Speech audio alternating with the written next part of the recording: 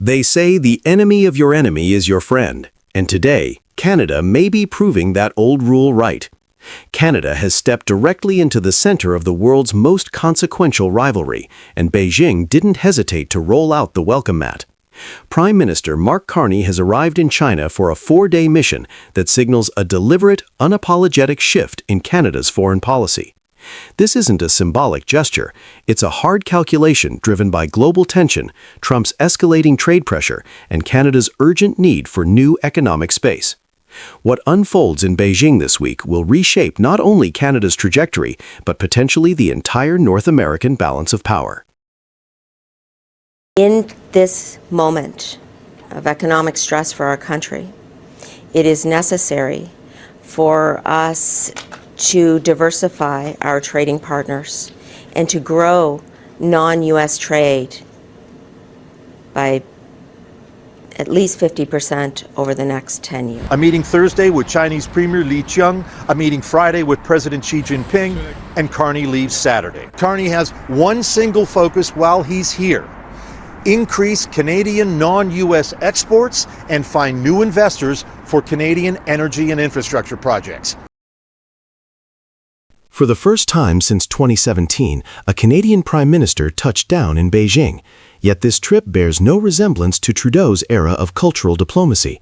There is no Great Wall outing, no panda optics, no soft focus engagement. Carney brought a stripped-down, purpose-driven itinerary: meet China's top leadership, secure commercial openings, and stabilize a relationship many had written off as irreparably damaged. The visit follows a carefully staged diplomatic path. Carney begins with China's senior ministers before building toward a high-level session with Xi Jinping himself. The structure is intentional. Beijing uses this laddered approach to gauge tone, measure discipline, and ultimately decide whether the final meeting is earned. It's a reminder that despite the warmth of China's public rhetoric, the political choreography remains exacting. Still, the tone is unmistakably different from the deep freeze that defined Canada-China relations for years. Beijing now speaks of a turning point. Carney arrives with the goal of expanding non-U.S. trade and reducing the economic vulnerability exposed by Trump's tariff-first strategy. In that sense, both sides are responding to the same global pressure, each for their own reasons, but each aware of the opportunity. Carney's trip is not a sudden pivot or a gamble made in desperation. It is the first expression of a broader doctrine: diversify or decline. Throughout 2025, Canada experienced rising strain as Trump's renewed tariff agenda reshaped the rules of North American commerce. Steel, autos, agriculture, and EV supply chains were hit repeatedly, while CUSMA tensions swelled ahead of the 2026 review. When two major automakers shifted production south under U.S. political pressure, the message to Ottawa could not be ignored. The United States was no longer operating as a predictable economic partner. That shift created a vacuum, one Beijing instantly recognized. China understands Canada's reliance on the U.S. market better than anyone. It also knows Trump's second-term policies are forcing middle powers worldwide to seek new balance points. For Beijing, embracing Carney is a strategic move. A friendlier Canada adds resilience to China's supply needs, weakens unified Western pressure, and subtly chips away at U.S. influence in its own neighborhood. Yet it's crucial to understand what Carney wants.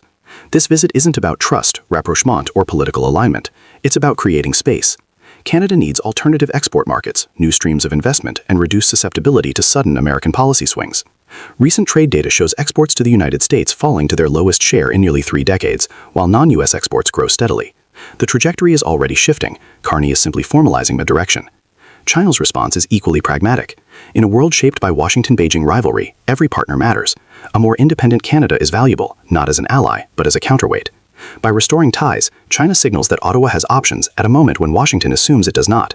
This is the heart of the dynamic. Canada is not drifting towards China. Canada is recalibrating its position within a North American landscape disrupted by Trump's economic nationalism. If Beijing gains influence, it's because Washington created the opening. What makes this moment even more consequential is the timing. Just as Trump begins preparing his negotiating posture for the 2026 CUSMA review, Canada is visibly broadening its options, signaling that Ottawa will not enter the talks as a captive market.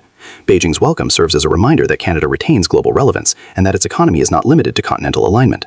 This does not mean Canada seeks dependence on China. Rather, it is building a portfolio of economic relationships that prevents any single partner from exercising outsized leverage. In this way, Carney is rewriting the strategic logic of Canadian foreign policy, shifting it from reactive to proactive, from defensive to competitive. The deeper story here is the emergence of a triangular balance. For decades, Canadian diplomacy revolved around proximity and predictability, the idea that Ottawa could shape its future in partnership with Washington while cautiously engaging Beijing when useful. That formula has collapsed. Trump's tariffs, threats, and reshoring mandates have narrowed Canada's margin of maneuver, pushing Ottawa to search for external leverage. Carney's Beijing visit provides that leverage. Just by stepping off the plane, he signals to Washington that Canada is no longer operating under a single-option framework. For Trump, this will be frustrating, even infuriating. He has long viewed Canada primarily through a trade surplus lens, expecting alignment, compliance, and minimal resistance. But the more aggressively Washington squeezes, the more urgently Ottawa looks elsewhere. That search inevitably leads to China, the only economy large enough to offset even a fraction of U.S. exposure. At the same time, China must tread carefully. This is not a friendship, it is an arrangement of convenience. Canada remembers clearly the years of diplomatic rupture, the detentions, the trade reprisals, and the political friction. Beijing's charm offensive may open doors, but it doesn't erase history. Carney knows that, she knows that, yet both also understand that interests, not sentiment, shape the current era. In this strategic moment, Canada gains bargaining power, China gains an entree into North America's northern flank, and the United States faces the consequences of its own economic coercion. Carney's mission in Beijing is more than a diplomatic reboot. It is the clearest signal yet that Canada has entered a new era, one where it seeks autonomy between two giants rather than aligning automatically with one. Whether this approach strengthens Canada's hand in the 2026 CUSMA review or triggers retaliation from Washington remains unknown. But one thing is certain, Canada is no longer waiting for American predictability to return. The world has shifted. Canada is shifting with it. The question now is whether this new balance between Beijing, Washington, and Ottawa will hold, or whether it will ignite a fresh round of geopolitical confrontation in North America. Either way, the Carney-Xi meeting marks the start of a very different chapter for Canada. A new Politico poll asked people in 4 countries around the world, these are countries closely America's closest allies have delivered a verdict Washington never expected. Under Donald Trump, the United States is no longer seen as reliable, stabilizing, or even constructive. And here's the twist that truly shifts the North American story.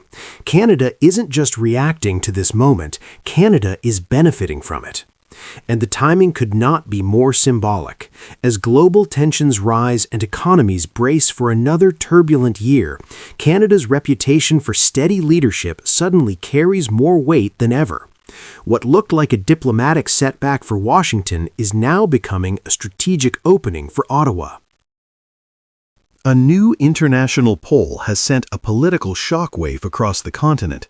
For the first time in years, major U.S. allies, including Canada, Britain, Germany, France, and Australia, now believe the United States creates more global problems than it solves. And in Canada, the shift is even more striking.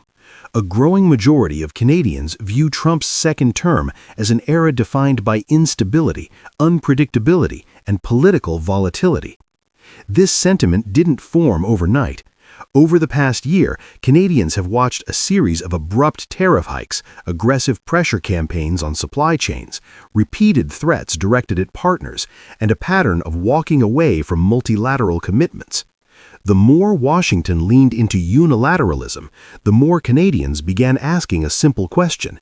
If the U.S. won't act like a stable partner, why should we assume it still is one? Meanwhile, in Ottawa, Prime Minister Mark Carney has charted a completely different path. His government has pushed for diversified partnerships across Asia and Europe, embraced clean energy diplomacy, expanded defense collaboration with key Indo-Pacific partners, and presented Canada as a calm, predictable counterweight to America's turbulence. This new poll doesn't just measure opinion, it reveals a profound shift in the global balance of trust. What stands out most in this poll is not frustration, it's resignation. America's closest partners appear to have accepted that the U.S. is no longer the steady, reliable power they once depended on. Trump's governing style, now sharpened in his second term, leans heavily on confrontation, economic pressure, and political theatrics. Allies have struggled to keep up with sudden tariff jumps, shifting demands, and a foreign policy approach that prioritizes domestic applause over diplomatic stability. From Europe to the Pacific, conversations that once centered on coordinating with Washington now revolve around how to protect national interests from Washington.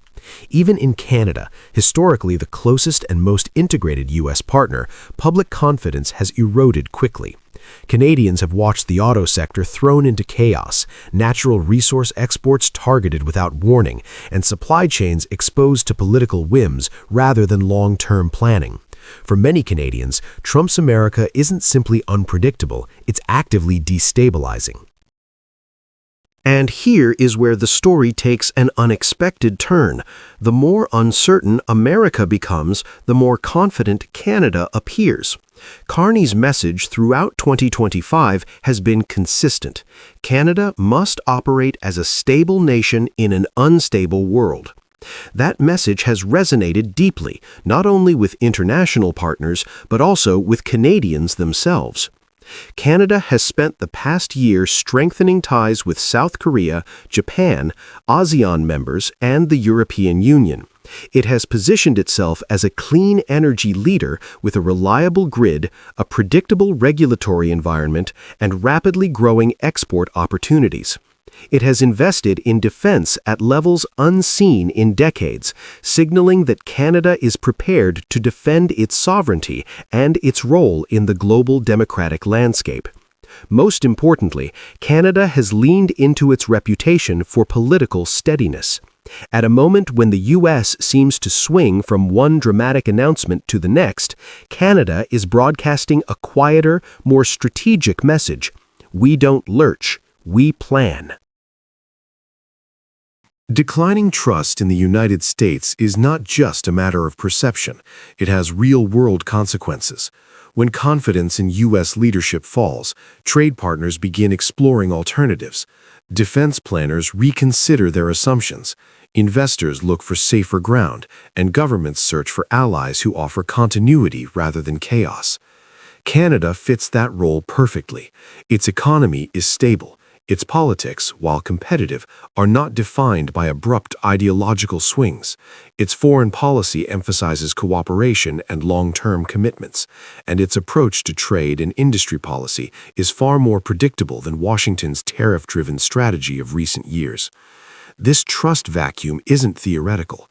It's showing up in investment trends, in diplomatic traffic, and in the rapid expansion of Canada's global project portfolio.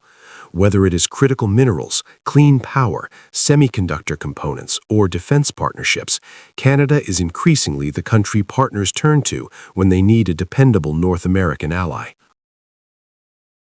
For Ottawa, the timing of this poll could not be better. The 2026 renegotiation of the USMCA looms large. In previous rounds, Canada entered talks hoping to protect the status quo. This time, Canada enters with leverage. The United States is the one battling a credibility crisis. Canada is the one presenting itself as the stable anchor of the continent. This shift also strengthens Canada's hand in defense, where cooperation with Indo-Pacific partners is becoming increasingly important. When Canada signs new shipbuilding, submarine, or clean energy agreements in Asia, it does so as a country seen as consistent, an image that contrasts sharply with Washington's volatility. And at home, the poll reinforces a growing sense of national confidence. Canadians are embracing a more assertive foreign policy posture. They are more willing to challenge the assumption that America must lead and Canada must follow. In public opinion and in political discourse, a new idea is taking hold. Perhaps it is time for Canada to shape the North American narrative rather than simply react to it.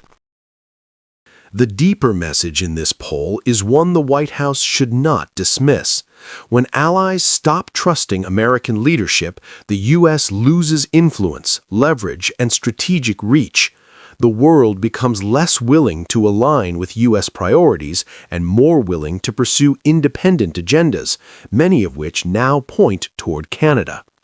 If this trust gap continues to widen, Trump's America may find itself increasingly isolated in the international system it once dominated, and Canada, whether it sought the role or not, will find itself becoming an alternative pillar of reliability in a world hungry for it. America's allies have spoken clearly. They no longer view Trump's United States as the stabilizing power it once claimed to be. And instead of collapsing under that pressure, Canada has stepped forward with renewed confidence, stronger diplomatic instincts, and a growing network of global partnerships. The real question now is not why trust in America is falling. The real question is whether Canada is prepared to fully embrace the leadership space the world is quietly opening for it. I'll say it's a moment of great pride for me as Prime Minister. It's a moment of pride for us to be in the World Cup. It's a moment of pride to be welcoming the world. I can think of no better event to bring together the values that football represents, the beautiful game, the values that the holidays represent, and the values that Canada, the United States, and Mexico share. Canada just delivered the kind of message Donald Trump's America didn't expect. At what was supposed to be a simple World Cup event in Washington, Prime Minister Mark Carney turned a ceremonial appearance into something much bigger. A quiet but unmistakable reminder of who Canada is, a country built on unity, memory, and shared purpose. At the exact moment the United States is drowning in division, lawsuits over tariffs, and political chaos. Carney didn't talk about trade or tariffs. He didn't mention Trump's economic battles or Washington's internal fights. He didn't need to. Instead, he told a story that showcased Canada's character and confidence, and he did it while standing on American soil. And in that subtle contrast, Canada's calm versus America's fracture, the whole message landed with more force than any political attack ever could. The event was supposed to be lighthearted, a celebration leading up to the 2026 FIFA World Cup.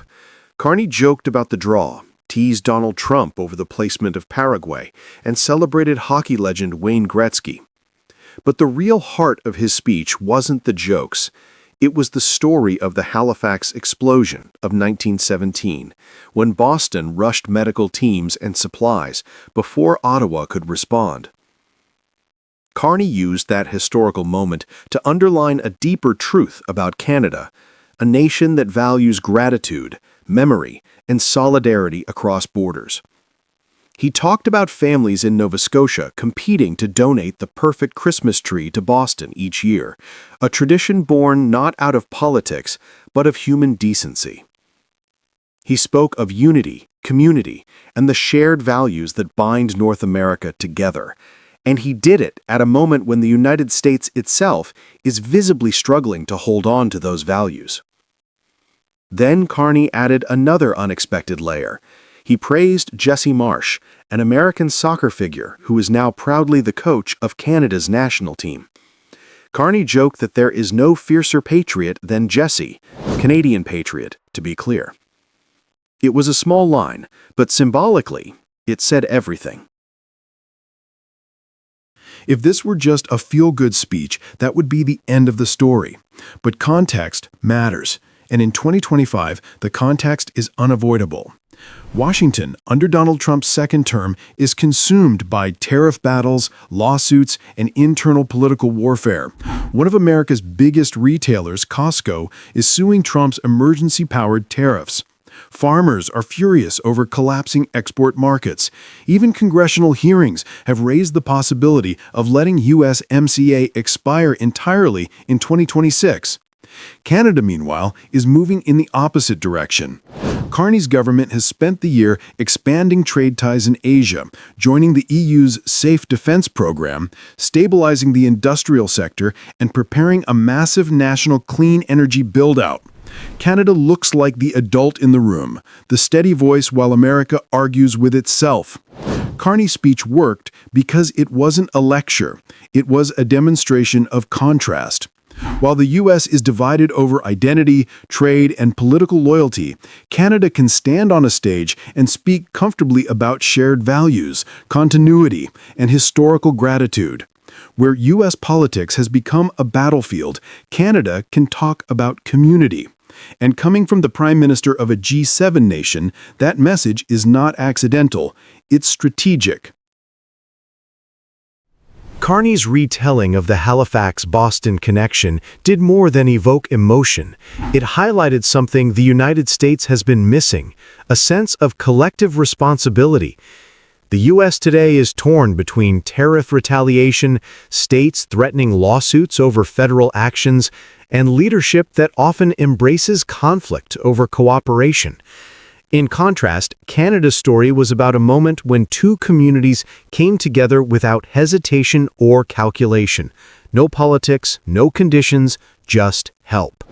By framing the World Cup and holiday celebrations around that story, Carney positioned Canada as the nation still capable of unity, generosity, and long-term perspective. And he did it without naming a single political figure. Our coach, Jesse Marsh, who is here, one of the great American soccer players. And there he is, just out of eyesight, and dedicating to Canada. And you will find no fiercer patriot than Jesse. Canadian patriot for Jesse, to be clear. Then comes the second angle, Jesse Marsh. A respected American coach now leading Team Canada, Marsh embodies something quietly revolutionary. The idea that Canada is becoming a magnet for U.S. talent. Canada isn't just hosting the World Cup, it's absorbing expertise, leadership, and cultural influence from its neighbor. And why is this significant? Because while America is turning inward under Trump's tariffs, tightening borders, and fueling political distrust, Canada is becoming more outward-facing, more attractive, and more confident. Marsh's presence is a metaphor for a broader trend. Skilled workers, researchers, and investors increasingly find Canada a more stable environment than the polarized climate of the United States. Even in sports, the least political arena, the shift is visible. Carney didn't say this directly, but the implication was unmistakable. Canada is the place where talent wants to contribute. Canada is where leadership feels aligned, not combative. Canada is where community, not conflict, defines the national narrative. And as Canada prepares for the 2026 World Cup and a decade of industrial reinvestment, this talent flow matters. A nation's confidence is measured not just by its policies, but by the people it attracts. And right now, Canada is pulling in voices who could thrive anywhere, yet choose to build their future north of the border. That quiet competitive edge becomes even sharper when placed beside a United States distracted by internal fights, legal battles, and unpredictable trade swings. Recent reporting has emphasized how Carney's government is positioning Canada as a pillar of stability in an increasingly volatile world. Analysts note that investment capital has begun flowing north as policy uncertainty grows in the United States. Independent assessments also point out that Canada's decision to join Europe's Safe Defense Initiative reflects a deliberate long-term shift toward diversification and reduced dependence on any single ally. So, when Carney speaks about unity, tradition, and shared values, he's not reminiscing. He's drawing a map of a Canada that is turning outward, building alliances, diversifying its economy, and increasing its influence. A map of the United States that is increasingly relying on tariffs, emergency powers, and political spectacle. A map of two countries moving in opposite directions. Carney didn't confront Donald Trump. He didn't mention Congress. He didn't invoke USMCA or tariffs. He didn't need to. His message was simple. Canada knows who it is. A nation that remembers kindness. A nation that values unity. A nation that welcomes the world, including American talent. A nation that is rising while its closest neighbor struggles to hold itself together. The U.S. may be caught in a cycle of division, trade wars, and political chaos. But Canada, quietly and confidently, is positioning itself as the most stable and attractive partner in North America. So the real question for viewers is this: if Canada keeps rising and America keeps fracturing, which country will the world trust more in the next decade? That's the story the Washington crowd wasn't expecting, but Canada delivered it anyway.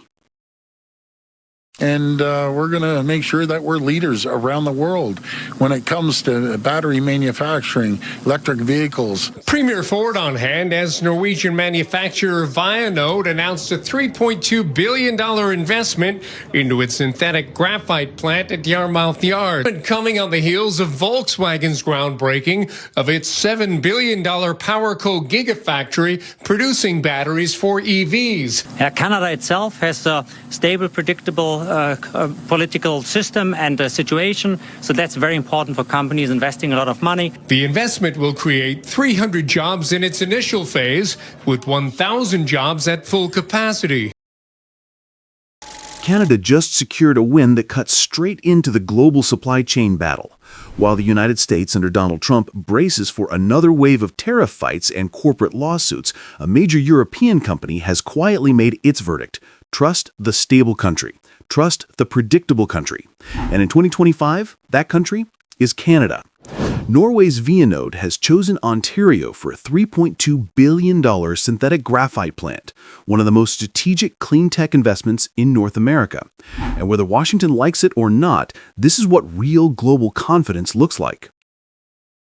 Vianode, a leading Norwegian materials company, will build North America's largest synthetic graphite production facility in St. Thomas, Ontario. Synthetic graphite isn't just another factory input, it is the backbone of the lithium-ion battery. It is the heaviest component by weight, a NATO-listed critical mineral, and today almost entirely controlled by China. 95% of global synthetic graphite supply still flows from Chinese producers, a dependency Western governments are desperate to break.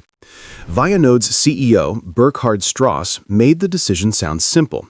Canada, he said, offers a stable and predictable political environment, the kind of environment a company needs when investing billions. The project begins with 300 local jobs and will scale to roughly 1,000 when the plant reaches full capacity. Production is expected to hit 150,000 tons of synthetic graphite per year, enough material for roughly 2 million electric vehicles. Ontario is backing the project with a $670 million loan. Ottawa, through Export Development Canada, has signaled support worth up to $500 million. The Canada Infrastructure Bank is assessing further financing. In the middle of a global contest for clean tech investment, Canada is putting real money behind its industrial strategy, and it is paying off. What makes the moment even striking is the backdrop. While Ontario loses thousands of jobs as Stellantis shifts Jeep production to Illinois and GM pauses EV van output in Ingersoll, Vianode is doing the opposite. It is moving toward Canada, not away from it. The timing of Vianode's announcement could not be more symbolic. North America is living through two political realities. In the United States, Trump's second-term tariff machine is back in full force, from sweeping duties on autos and metals to threats of 100% tariffs on China. The Liberation Day tariffs have shaken markets, pushed retailers like Costco into court battles against the White House, and created deep uncertainty for automakers who depend on predictable cross-border supply chains. Even the future of the CUSMA trade pact is unclear as Trump threatens to let it expire in 2026. Canada, meanwhile, is projecting stability. Prime Minister Mark Carney is expanding partnerships across Asia, securing defense and minerals agreements with South Korea and the EU, and positioning Canada as a reliable hub for clean tech manufacturing. Where the U.S. landscape looks turbulent, Canada looks deliberate. Global investors see the difference, and they have begun to vote with their money. Vianode choosing Ontario is not just an industrial decision, it is a geopolitical statement. Producing synthetic graphite requires enormous amounts of electricity. Most countries cannot offer clean, cheap, steady power at industrial scale. Canada can. Its grid is dominated by hydroelectricity and nuclear power, and more than 80% of national electricity already comes from emissions-free sources. That gives Canada something few advanced economies can match: the ability to decarbonize heavy industry without driving up production costs. Vianode says its technology cuts emissions by more than 90% compared to traditional Chinese methods. But the achievement depends on Canadian energy. Without hydro and nuclear, without a grid that is both clean and affordable, the numbers wouldn't work. This is why so many EV-related investments, from Volkswagen's battery plant to Stellantis LG's earlier projects, have landed in Ontario and Quebec. Companies want green electrons, long-term certainty, and a government willing to accelerate the clean power build-out. Canada offers all three. For years, the Western world talked about reducing dependence on China. Very few countries actually acted on it. Canada is now one of the exceptions. By hosting Vianode's plant, Canada helps create a non-Chinese supply of synthetic graphite, a domestic capacity to support EV manufacturers, battery plants, energy storage companies, and even defense sectors across the G7. This sends a message. Canada is no longer just exporting raw minerals. It is building advanced processing capacity. It is moving up the value chain, and it is becoming essential to countries that need secure, democratic, environmentally compliant supply lines far away from Beijing's control. For decades, companies entering North America went straight to the United States. That assumption is breaking. Trump's tariff waves, his threats to tear up trade agreements, and the ongoing legal challenges from American corporations have reshaped how global investors perceive risk. The North American giant suddenly looks unpredictable. The consequences are already visible. Automakers have delayed U.S. battery projects. EV production targets have been scaled back. Supply chain plans have been rewritten to avoid tariff exposure, and the looming 2026 CUSMA review casts another layer of uncertainty over companies that depend on integrated continental trade. Canada, in contrast, offers clarity. Investors know the rules. They know the climate policy direction. They know the grid will stay clean. The government will support industrial transformation, and long-term trade relationships will be honored, not threatened on social media. Vianode's CEO phrased it diplomatically, but the implication was unmistakable. Canada is the safer, long-term investment. This investment gives Canada more than jobs. It gives the country leverage in negotiations, leverage in supply chain deals, and leverage in the emerging clean tech race. As global demand for batteries accelerates, countries with processing capacity, not just raw minerals, will shape the next chapter of industrial geography. Canada is now one of those countries. The United States wants secure, reliable supply chains. Yet it is Canada, not the U.S., that is attracting the cornerstone projects needed to build them. As the world shifts to clean technology, Canada is not merely keeping pace, it is setting the pace. Vianode's $3.2 billion decision is more than a factory announcement. It is a declaration that Canada has become the stable anchor in an unstable North America. While the U.S. wrestles with tariff shocks and political volatility, Canada is building a future-proof economy grounded in clean energy, critical minerals, and trust. Investors are watching, governments are watching, and the question now is simple. If Vianode made this move, who's next?